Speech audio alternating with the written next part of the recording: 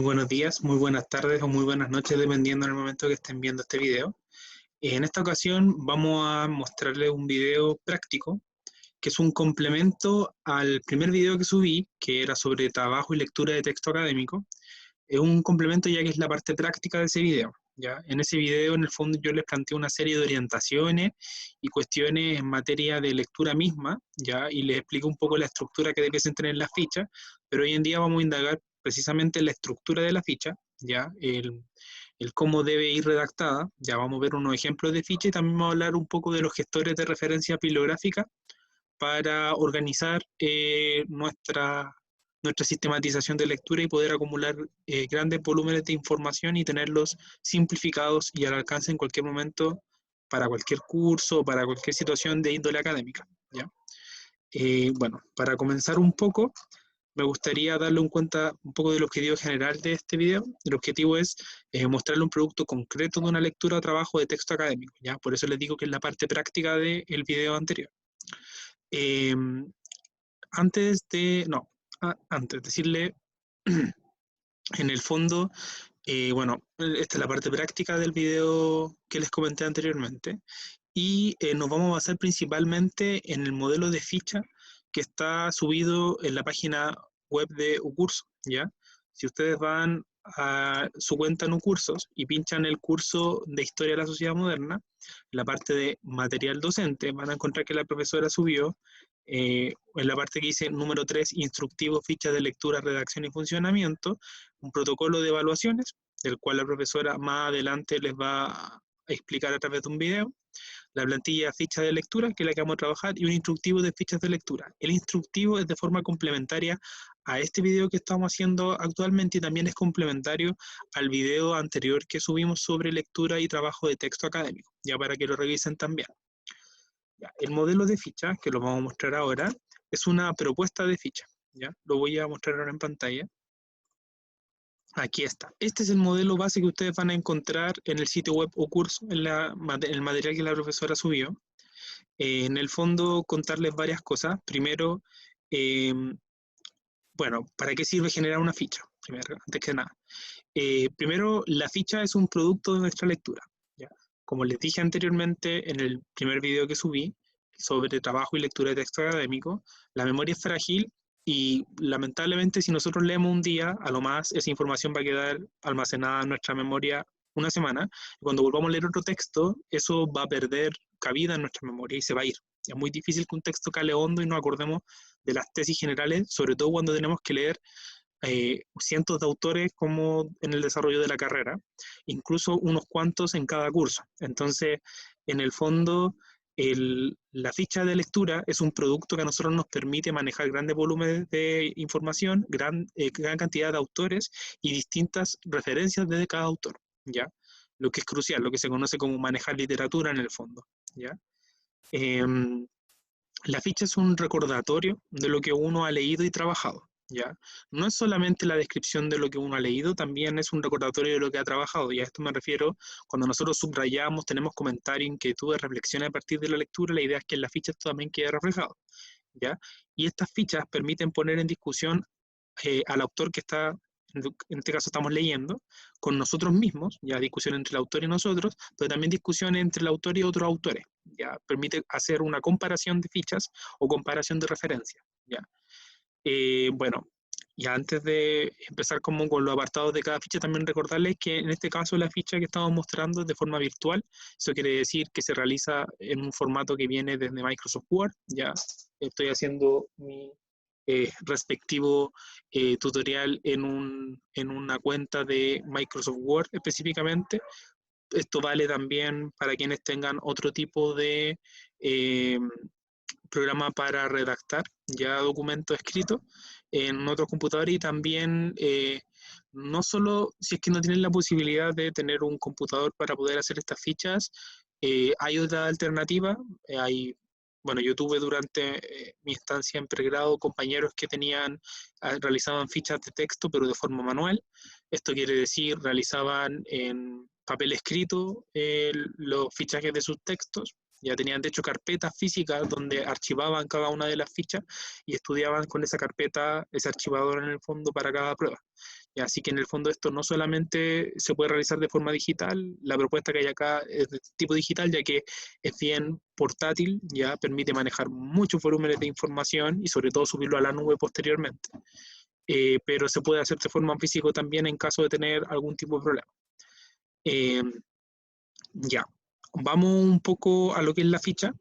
Eh, Como ustedes podrán ver, el primer elemento que sale a la vista es el nombre de la ficha. La idea es que acá coloquen el autor y el nombre del texto. Ya en algunos casos puede que sea el nombre del libro y después cuando estén especificando el capítulo que se está leyendo del libro o el apartado que se está leyendo específico del libro, ¿ya? Esto porque dentro de una misma ficha pueden haber, por ejemplo, fichados varios capítulos. ¿Ya? Eso es bien importante recalcar. Es difícil sintetizar todo, por ejemplo, una ficha de un libro complejo que tiene varios capítulos. Lo ideal sería ir fichando cada capítulo, la introducción, el capítulo 1, etcétera, etcétera, y generando dentro de un mismo documento una ficha del libro entero, pero con cada uno de los capítulos, porque cada capítulo en el fondo expone una idea bien en general que no es resumible a la tesis central de todo el texto, ya reducir un poco todo. Entonces, en el fondo se recomienda que se fiche capítulo por capítulo en caso de los libros. En el caso de las publicaciones y artículos académicos es más fácil, ya que, digamos, lo que se ficha es el texto breve que resume los resultados o en el fondo resume la idea que se quiere plantear de forma muy sintética. Y en el caso de los capítulos de libro, lo mismo. Podemos estar leyendo un libro compilado, por ejemplo, por un autor, pero escrito el capítulo por otro. Entonces, en el fondo hay que saber identificar también esos aspectos.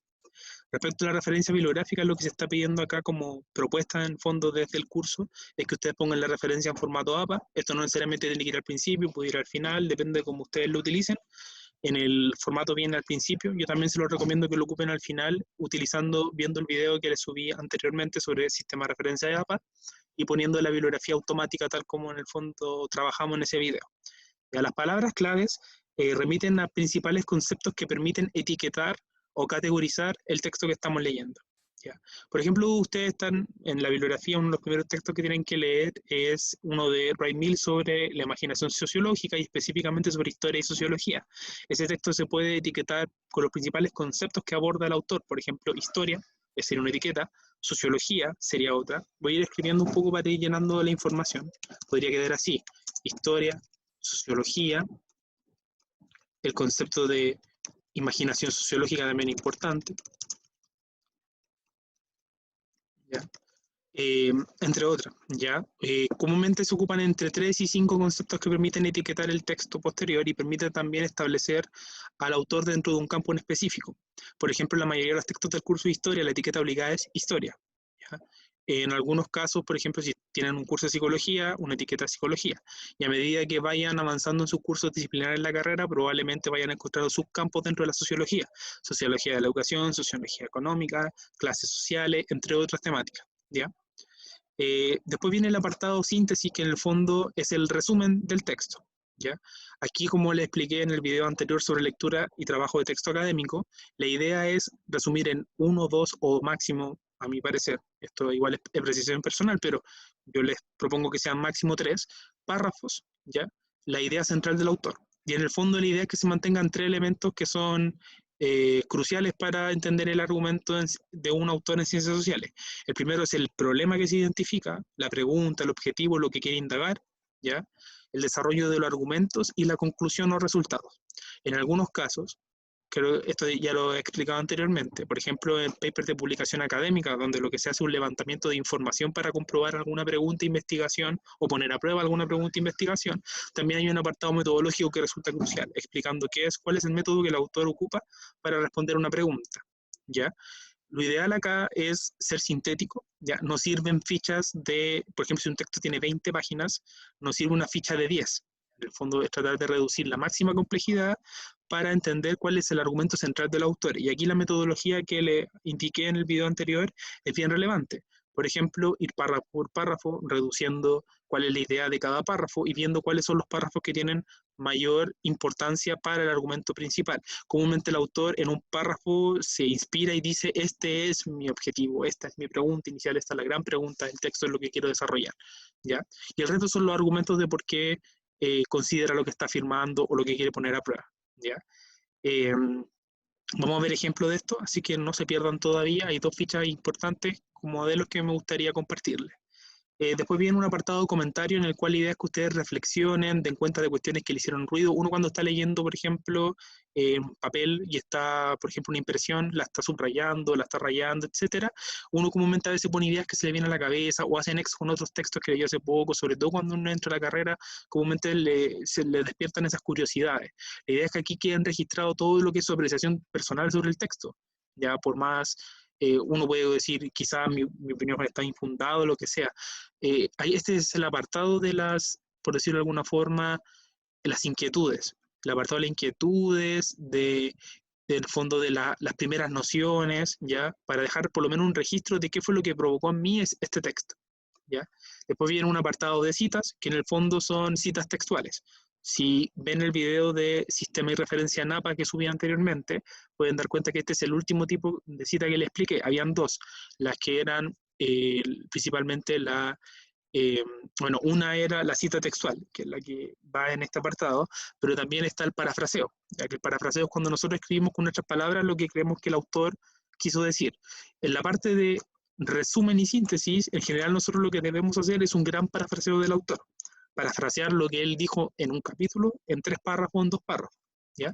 Respecto a la cita, la idea es dejar acá citas textuales que nos puedan servir a nosotros después para comprobar alguna posición del autor cuando lo estemos utilizando la referencia. Por ejemplo, si un autor afirma que, no sé, si Marx afirma en algún pasaje de alguno de sus textos que la lucha de clases es el motor de la historia, la idea es buscar esa cita donde Marx dice aquello específicamente, tenerla guardada para después cuando uno quiera decir, según Marx, dos puntos, entre comillas, la lucha de clases, el motor de la historia, y tener una referencia para, de alguna forma, comprobar de forma bien como minuciosa lo que el autor está diciendo. Ya, eso es una cita más exacta y el parafraseo en realidad es una interpretación que también hace el autor, en este caso el lector, nosotros, de lo que dice el autor. ¿Ya? Eso respecto a la cita, y hay un último apartado que se propone desde la plantilla de ficha que les damos para este curso, que son los conceptos y personajes centrales. En general, este apartado está enfocado en que nosotros podamos primero identificar los conceptos que son fundamentales para las pautas y para las pruebas, ¿ya? En el fondo, los conceptos, la idea es, como ustedes verán, la profe después de cada presentación o cada apunte, les da una serie de conceptos claves en la clase. Nosotros en la ayudantía vamos a empezar a trabajar en algún momento también lo que son los conceptos, ya definirlos según distintos autores. La idea es que ustedes también hagan esto, cuáles son los conceptos que el autor define y cómo los define. Esto también sirve para identificar las posturas más como en términos de paradigma o epistemología de los mismos autores, ¿ya? Para saber desde qué paradigmas se están posicionando y por qué los conceptos pueden ser susceptibles de ser definidos de dos formas totalmente distintas. Por ejemplo, algo clave para las ciencias sociales y que da lugar al debate entre distintas posturas. Como dice acá, se recomienda elegir definiciones canónicas y claras, ya en esta primera instancia, ya que como es un curso bien introductorio al que están viviendo ahora, ya están recién entrando, la idea es ser lo más claro posible y conciso con lo que se considera como una definición de un concepto que tiene una complejidad y una abstracción igual grande, ¿ya? Y también se recomienda que identifiquen personajes clave. En la historia hay personajes claves que tienen un protagonismo innegable en ciertos procesos. Por ejemplo, el personaje de Napoleón es un personaje importante para lo que es la Francia revolucionaria, ¿ya? El personaje de Lenin para la Unión Soviética es muy importante, así como también el personaje de Winston Churchill para Inglaterra en lo que es la Segunda Guerra Mundial. Entonces, en el fondo, me gustaría indicarles que digamos, identifiquen personajes relevantes para distintos procesos, por una parte, y por otra, den cuenta de los conceptos que los autores definen o que no definen necesariamente textualmente, pero que ustedes pueden extraer una definición clara y concisa de lo que están abordando, ¿ya? Eso es un ejercicio bien importante, por lo menos para este curso. Ahora, todos estos apartados son flexibles, y es una propuesta que nosotros le hacemos desde el curso. Se darán cuenta con las fichas que les voy a mostrar, que son de mi autoría, que en el fondo esto es bien flexible y uno elige qué apartados dejar y qué no. Lo que es un poco canon, y no la mayoría de las fichas tienen, es el resumen o idea central del autor. O sea, una ficha se define en su propiedad principalmente por dar cuenta del argumento central del autor, ya con mayor o menor extensión, pero nosotros les proponemos que sea con una menor extensión.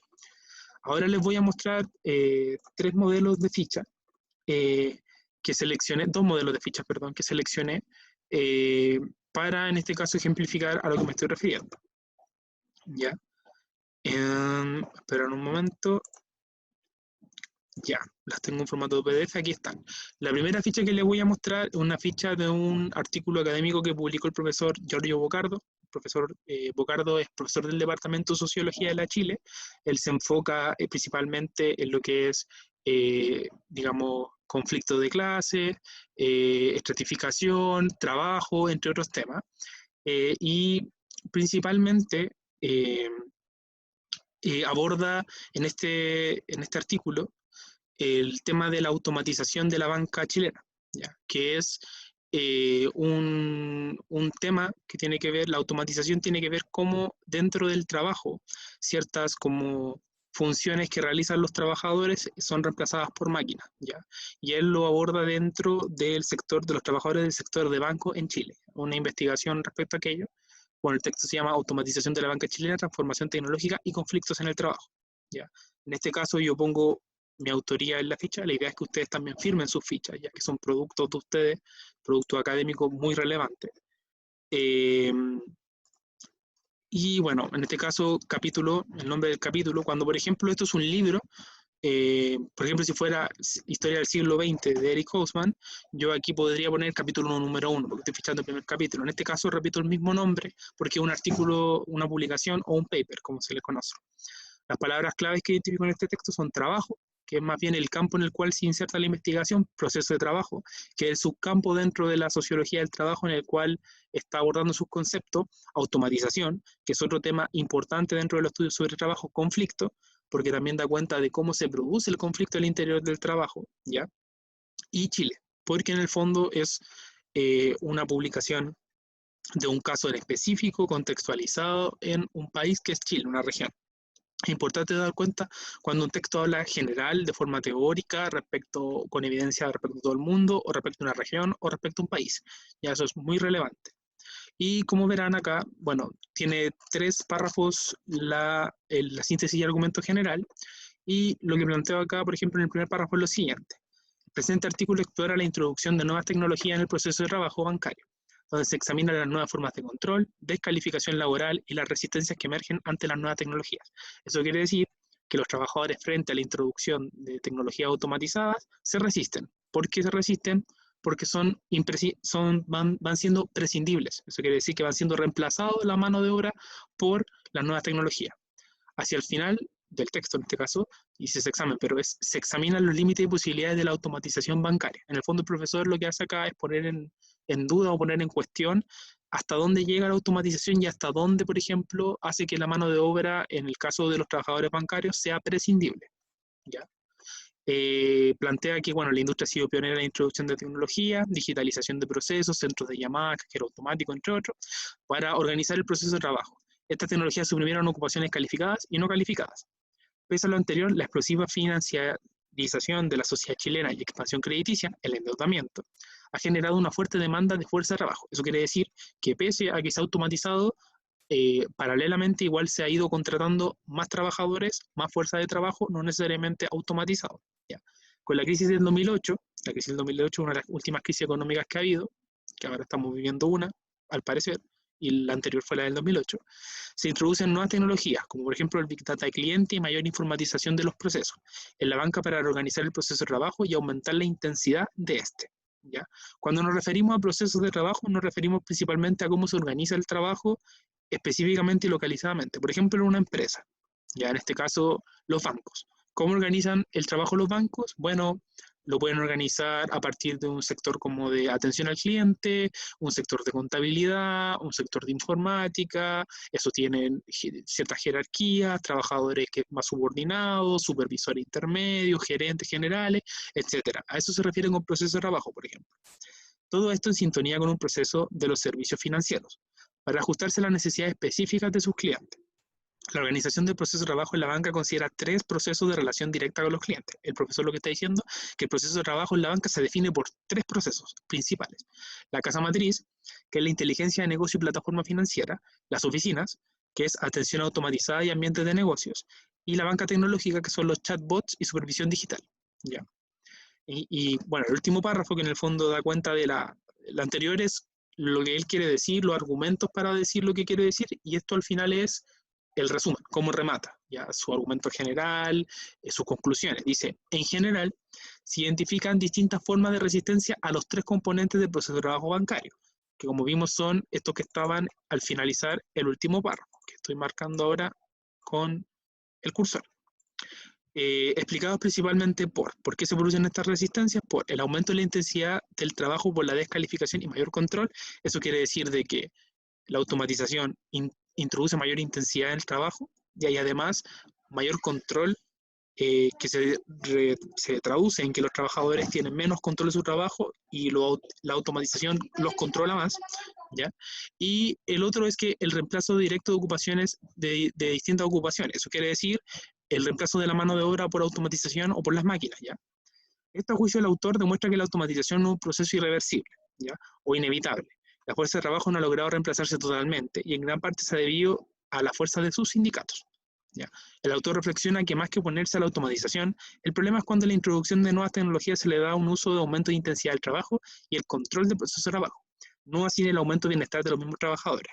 Lo que el autor está poniendo en prueba acá, como síntesis además de lo que acabo de decir, es que en el fondo la automatización del trabajo no hace de que se reemplace esa fuerza de trabajo por máquinas, no es que haya menos trabajadores.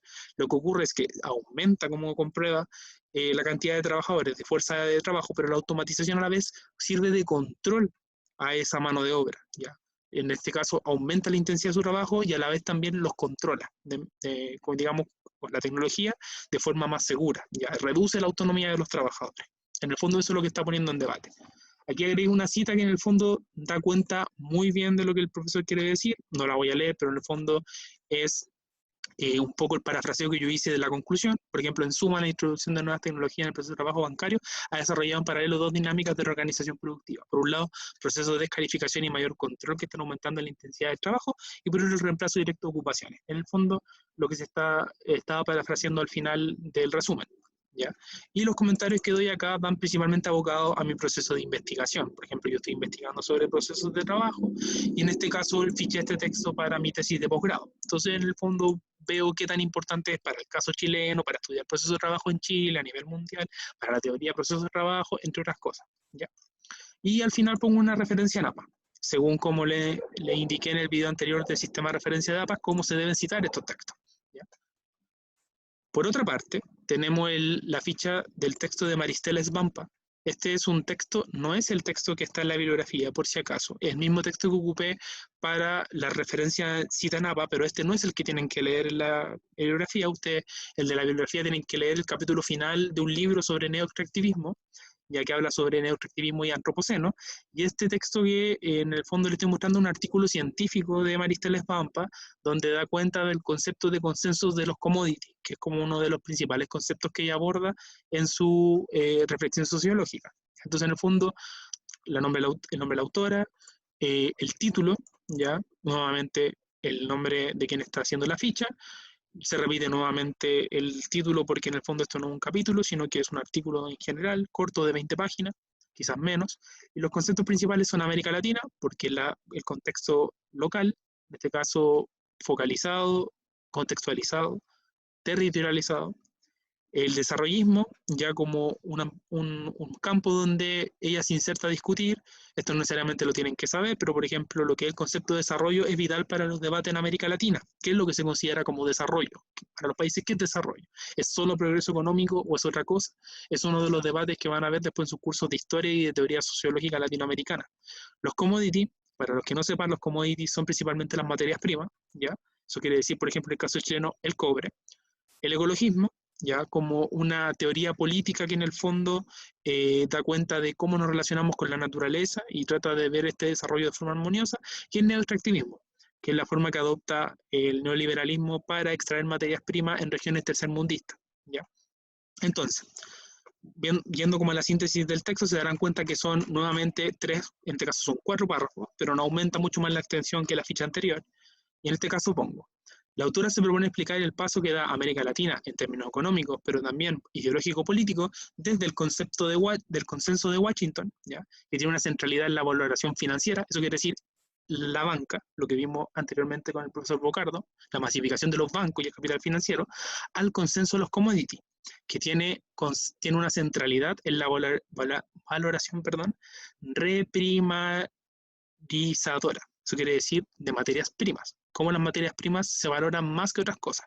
La centralidad, lo que estamos dando cuenta la autora es que en un momento la centralidad estaba en la especulación y el capital financiero de los bancos, y ahora la centralidad está en las materias primas, ¿ya? Para aquello, primero define conceptualmente lo que se considera consenso de los commodities, luego dará cuenta del escenario de la disputa del lenguaje de valoraciones del territorio de América Latina, y finalmente esbozará algunos desafíos que vive la región y el pensamiento crítico latinoamericano en este contexto. Cuando dice lenguaje de valoraciones del territorio, en realidad se está como pensando en los discursos que tienen los distintos actores respecto al territorio latinoamericano, ¿ya? El consenso de los commodities, según la autora, aquí estoy definiendo, por ejemplo, concepto, es el ingreso de un nuevo orden económico y político que se ha sostenido a partir del boom de los precios internacionales de las materias primas y bienes de consumo, cada vez más demandados por los países centrales y las potencias emergentes. Enfoque de las ventajas comparativas. Esto tiene como consecuencia directa el aumento de reservas monetarias, pero a un costo de nuevas asimetrías y profundas desigualdades en el continente. Este consenso está marcado por el proceso de reprimarización de la economía en América Latina, los cuales profundizan la dinámica de disposición de la tierra, recursos, territorio, y producen nuevas formas de dependencia y dominación. En el fondo, el hecho de que América Latina tenga que exportar solo piedras y no, por ejemplo, produzca manufactura, lo vuelve en una situación de dependencia con los países centrales a los cuales les tiene que comprar la manufactura. Esa es un poco la paradoja que está poniendo en relieve la autora y que en el fondo es un debate clásico en América Latina que la teoría de la dependencia también plantea. Este proceso económico, bueno, para que no sepa, la teoría de la dependencia es un paradigma que van a ver después en cursos sobre América Latina, que en el fondo es canon respecto a la teoría social en América Latina, y en el fondo se ha desarrollado durante el siglo XX, y van a ver que hay para autores, de hecho hay autores chilenos que tienen un gran papel o rol en este paradigma, ¿ya? Para que lo tengan en consideración, pero no tienen por qué saberlo. Bueno, este proceso económico estaría acompañado de un acuerdo político transversal en América Latina, tanto a partir de los gobiernos de derecha como de izquierda, de pensar la matriz productiva de cada país a partir de los enfoques de ventajas comparativas de la reprimarización. Esto sobre todo a partir de la entrada en el juego geopolítico de China y sus alianzas con todos los países más progresistas de la región. Hay una aceptación del lugar que la región ocupa en la división global del trabajo. Lo que el autor está poniendo de acuerdo acá es que en el fondo lo que hay es una legitimidad dada por los países, sobre todo los progresistas en América Latina, está pensando en los países de izquierda, está pensando directamente en Venezuela, una legitimidad imperialista. En el fondo, Venezuela legitima, por ejemplo, el imperialismo que China establece con los países más progresistas, al no poner en duda el carácter primario exportador de su país y de su relación económica con China. Ustedes sabrán, China es una potencia mundial, China es uno de los principales compradores de materias primas a nivel mundial, y China además es uno de los principales vendedores de manufacturas, ¿ya? Sobre todo con el fenómeno de AliExpress, algunos puedan saber que China principalmente vende muchos productos, ¿ya? Y lo hace a partir de las materias primas que trae de otros países a nivel mundial, ¿ya? Entonces, en el fondo lo que la autora está poniendo en relieve es que los países progresistas en América Latina no han cuestionado el carácter primario de sus economías y al contrario, han legitimado el imperialismo que China está planteando sobre sus territorios. Esto lo pueden utilizar más adelante en el curso de historia para, por ejemplo, ver, y, por ejemplo, si hay una pauta o alguna pregunta en una prueba respecto a China, que China se revisa, el caso de la economía china y la revolución china se revisa en el curso de historia en las sesiones finales. Entonces, pueden utilizar esta referencia, les puede servir mucho, pero en el fondo da cuenta de la relación de América Latina con China. Bueno, para ir terminando con la ficha, dice, la visión dominante de los consensos de los commodities implica un lenguaje de valoración de la tierra como recurso, que de paso da paso a una lógica neoextractivista. Eso quiere decir ver la tierra como utilitaria, solamente como un recurso, en el continente, donde se extrae a destajo materias primas, minerales, consumibles agrícolas e hidrocarburos, todo sea por las ventajas comparativas. Algo así como la mitificación del continente del cuento del Dorado. El cuento del Dorado es el cuento de venir a buscar oro a América Latina y extraer oro y hacerse rico. En el fondo, a eso es lo que está remitiendo, en este caso, Maristel Pampa. Pese a lo anterior, en el último tiempo es posible advertir la emergencia de un segundo lenguaje de valoración promovido por los movimientos medioambientales o ecologistas de la región. Eso quiere decir forma de resistencia, a partir de la organización y movilización ciudadana, campesina e indígena, que da cuenta de cómo el territorio no es un bien extraíble, sino importante de preservar y cuidar. Es un poco aquí en Chile, por ejemplo, ese debate se puede dar con los movimientos regionalistas, pero también con los movimientos contra, por ejemplo, las distintas empresas que contaminan, la disputa que tiene el pueblo mapuche también con la lógica de las tierras, etcétera, etcétera. Este conflicto entre lenguajes de valoración marca los límites de la democracia en la región, ya que el consenso de los commodities, la discusión ciudadana no tiene injerencia. La emergencia de este segundo lenguaje de valoración puede ser leído como un giro ecoterritorial. Se refiere a las resistencias como ciudadanas de los movimientos sociales en la región, que mezcla un lenguaje común e innovador de la matriz indígena comunitaria, defensa del territorio y discusión ambientalista, bien común, soberanía alimentaria, justicia social y buen vivir. Son los conceptos que plantean estos movimientos.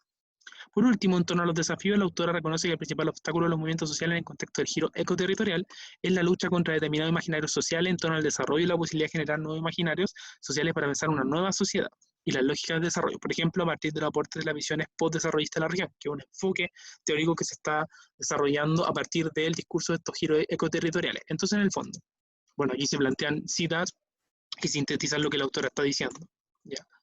Y bueno, nuevamente comentario. Yo este texto lo fiché en un contexto de un curso de posgrado en el cual había que hacer un ensayo, entonces estaba preguntando dónde enfocar mi ensayo y dónde posicionar a la autora y con qué otro autor posicionarlo en contra. De hecho, aquí hago un paralelismo entre el concepto de consenso de los commodities y la visión de dependencia de la autora con la visión de dependencia de Rui Mauro Marini, que es un teórico de la dependencia de los que le hablé anteriormente, más antiguo, ya de los que estuvieron durante el siglo XX como escribiendo bien fuerte. Entonces, en conclusión, bueno, y aquí nuevamente la cita bibliográfica. En conclusión, lo que se hace es hacer una síntesis del autor, pequeñas palabras, en una cantidad mínima de palabras, ya no muchas páginas. Se dan cuenta, esta ficha tiene 2 páginas, 3 páginas, la del profesor Bocardo también tiene 2 o 3 páginas, y la idea es, como les dije, reducir complejidad y manejar grandes volúmenes de información, y esto queda claro, se lo voy a mostrar ahora, a partir de, por ejemplo, los gestores de referencia bibliográfica. ¿Ya? Yo les voy a recomendar utilizar uno que es Mendeley, lo pueden buscar en internet, y es un software libre que permite organizar distintas fichas, ¿ya?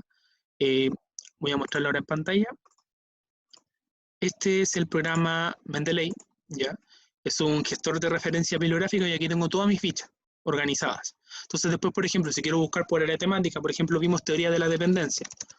Busco dependencia y tengo todos los autores que hablan de dependencia. De hecho, el programa te permite ver etiquetas. Ya, por ejemplo, busquemos el texto de la profesora Svamp.